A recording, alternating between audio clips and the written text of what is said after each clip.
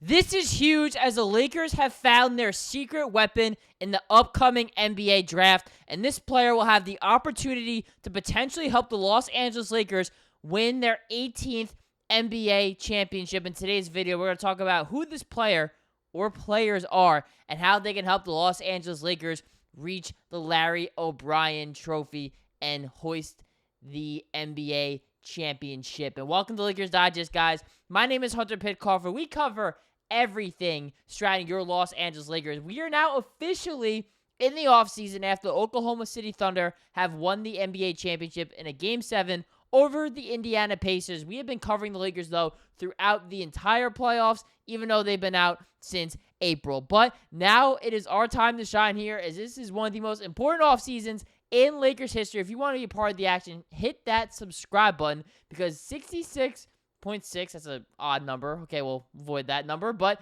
that many of you guys are not subscribed. So to get that number lower, hit that subscribe button so we don't have 666 on our screen here, and we can hopefully give you guys a different non-satanic number. So I don't want to keep you guys waiting too much longer. I said a secret weapon, but we're getting a little bit greedy. I'm going to give you guys 3 players who the Los Angeles Lakers have already worked out as during this pre-draft process. 3 players that they have their eyes on. We're going to go over 3 of these different players one by one. Let's not keep you guys waiting too much longer. Let's talk about the first player here, a jack of all trades. That is how his head coach has described him. This is Dylan Cardwell, the center from Auburn, right? So if you guys did not watch a lot of college basketball, or maybe watched moderately, Auburn was a very good team. This was a team that was number 1 in the country for a while, fell off a little bit, but still found their way in the Final Four. Best team arguably out of the SEC, and one of the best teams in college basketball all season long. Bruce Pearl has been a phenomenal coach. He's been bringing guys in and getting a lot of guys, some good minutes. It's a deep roster. Jahani Broome, that was the runner-up for National Player of the Year behind Cooper Flagg, first-team All-American. That was the center everybody talked about. But Dylan Cardwell was still a very integral piece for this Auburn team. And this is what his head coach had to say about Dylan Cardwell, saying that he blows away every analytic that's out there. What does he do? He dominates the boards. He's the best defender on the floor. He doesn't turn the basketball over. I think he's got a chance to play in the NBA because he can score in the air. He can defend any position. He'll rebound at his position, and he can guard 1 through 5. And we know this, guys, from J.J. Redick, what he wants to do defensively. He wants players that can do that, can guard 1 through 5, especially at that center position.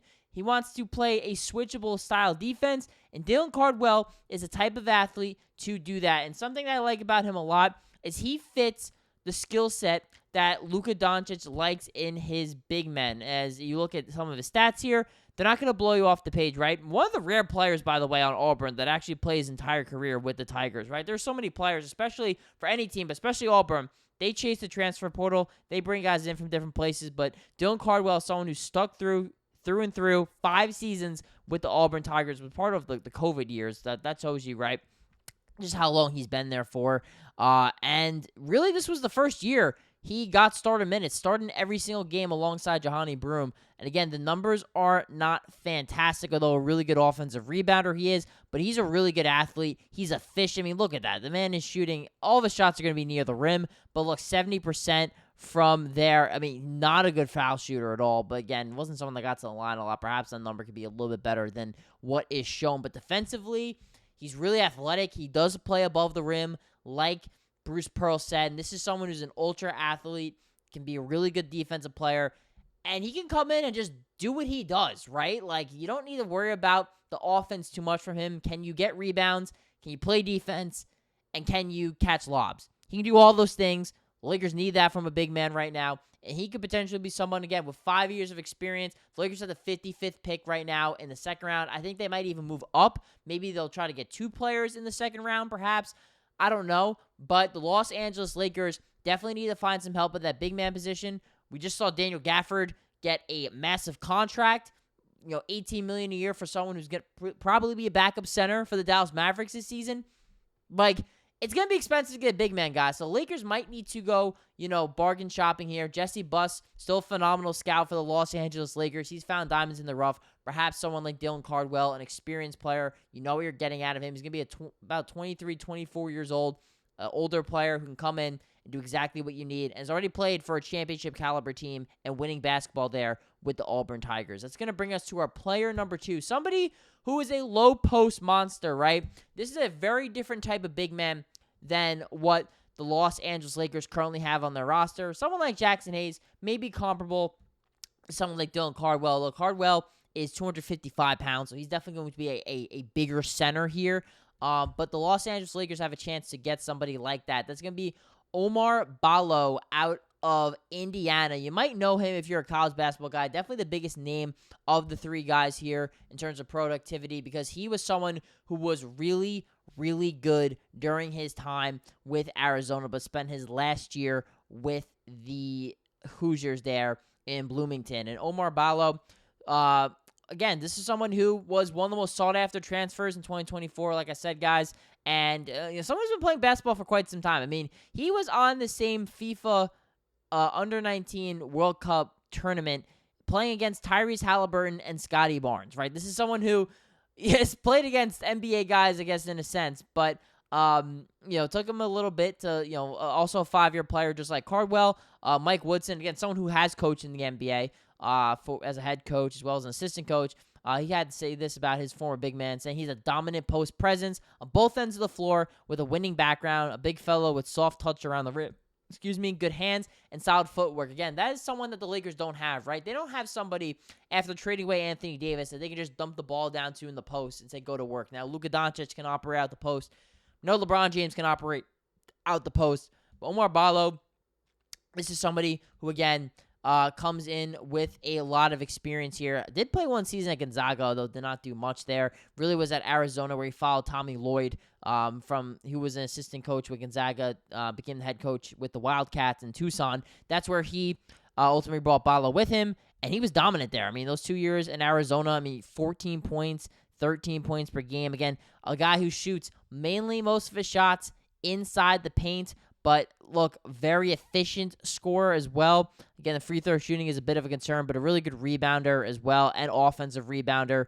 And again, someone who can average potentially 8-9 rebounds a game in the NBA if he can, really get his game going. Now, 265 pounds, so he's a big guy, but at the same time, though, does not have the agility and the athleticism from a vertical standpoint like a Dylan Cardwell does, right? This is someone who's going to be more stationary in the paint, right? That's going to be more of a big man. That's going to be big and physical. But look, the Lakers kind of need someone like that. And I believe he's a 7-footer. So Omar Ballo, a big player who's strong, physical, and has an offensive game to give you a little bit something on that end as well. It's going to bring us to our final player here.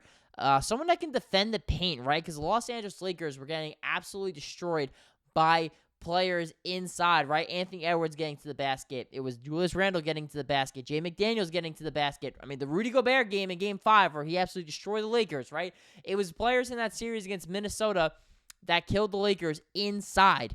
But this is a player that is going to potentially really help out the Los Angeles Lakers and someone they've worked out as well from the University of Alabama. It's going to be Clifford I'm going to butcher his name. It's Omori.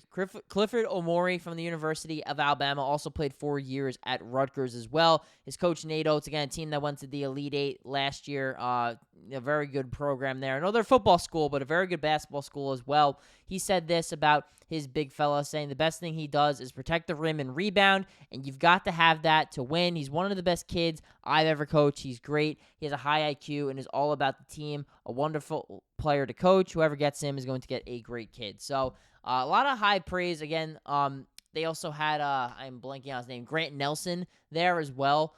So he was the main big man that Alabama had. But Omori definitely was somebody who was able to make a bit of a name of himself for the Crimson Tide this season. Again, Big Ten player, was able to kind of sacrifice his game to go play at Alabama, did a lot more of the dirty work there. Somebody who, again, really good at protecting the rim. He averaged 3 blocks a game with the Scarlet Knights before he transferred to Alabama, which is insane. And then you look at what he did. Yes, the minutes definitely dropped during his season there with Alabama. It's a team that likes to play 5 out a lot, but still, 73%. Again, he's going to do most of his work inside. Not, someone who's going to be a great scorer in the NBA, but definitely someone who's going to be a good athlete. I do think has some switchable ability, about 250 pounds, so definitely a little bit bigger, and a really good rim protector and rebounder. And again, those are all things that the Los Angeles Lakers need right now. And guys, I don't know why my one button here is not working. Not able to really transfer scenes for you guys. So I guess we're just going to stay on this one, guys. But anyways, those are 3 players that the Lakers have worked out already. They've already worked out these players. So these are 3 guys that they already have their eye on with the 55th pick. Look, they might move up in the draft. They might get another pick. But if they want to target a big man and they want to go cheap, these are 3 cheap options that they can get and also grow, and older players as well that can come in and perhaps make an impact and be a part of that center rotation. Again, guys, 666. I don't like that number. Let's get that number down so we cannot have the triple sixes there. So we don't have that, devilish like number. But again, guys, thank you guys for watching. Sorry for the technical difficulties at the end. But again, we will give you guys NBA draft coverage and offseason coverage surrounding your Los Angeles Lakers here on Lakers Digest.